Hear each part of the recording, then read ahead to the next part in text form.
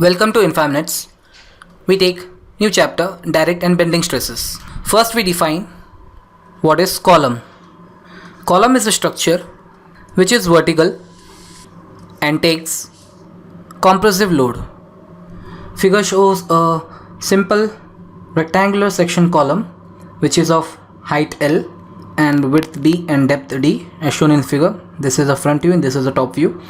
On the cross section, we have shown the centroidal XX and YY axis. Now this is a kind of structure which can be called as column, which takes a kind of vertical compressive load P as shown in the figure. So in the cross section here P will act over here.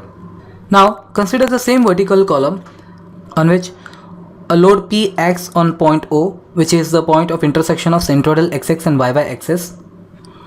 Now since the load is vertical and acting downward, it is a compressive load and axial load. We see that the line of action of this load coincides with the vertical centroidal axis of the column.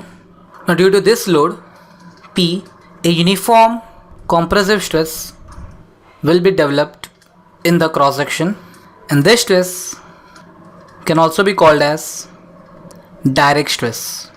Direct stress is nothing but simple longitudinal stress or axial stress. And this direct stress will be given as sigma d, which is direct stress, which in this case is nothing but longitudinal compressive stress, which is given by P upon A. So this is equal to P upon area of the cross section will be B multiplied by D. Unit will be Newton per mm square. Now consider the same rectangular cross section vertical column which has been shown in the enlarged view. Now in this case, let the load P acts at point O dash, which is on the centroidal YY axis, but it is at some eccentric distance EX from the centroidal XX axis. We say that the load is eccentric to XX axis and EX is the eccentricity from the XX axis. Now the effect of this vertically downward compressive force P will be to produce on the cross section two types of stresses.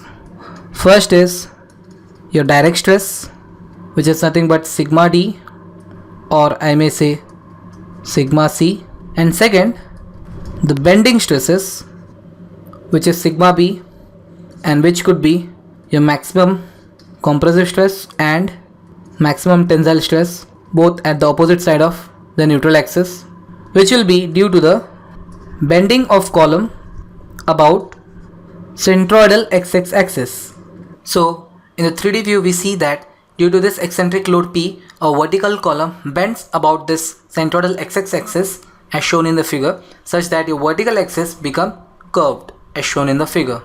Now the direct stress sigma d is given as sigma c is equal to P upon A, whereas a bending stress sigma b is given as mxx upon ixx into y, where mxx is the moment about your centroidal xx axis, ixx is the moment of inertia of this cross section about xx axis, whereas y is the distance of extreme layer from the centroidal xx axis, which will also be your neutral axis.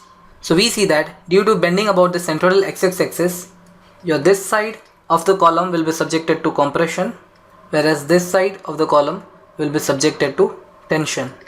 And due to symmetry, your Ymax of compression will be same as that of Ymax of tension, which will be equal to d by 2. So on the compression side, we'll have sigma max of C, which will be equal to mxx upon ixx into Ymax of C, whereas on the tension side, we'll have sigma max of T is equal to mxx upon ixx into Ymax of T, where your mxx is given as load P multiplied by eccentric distance Ex.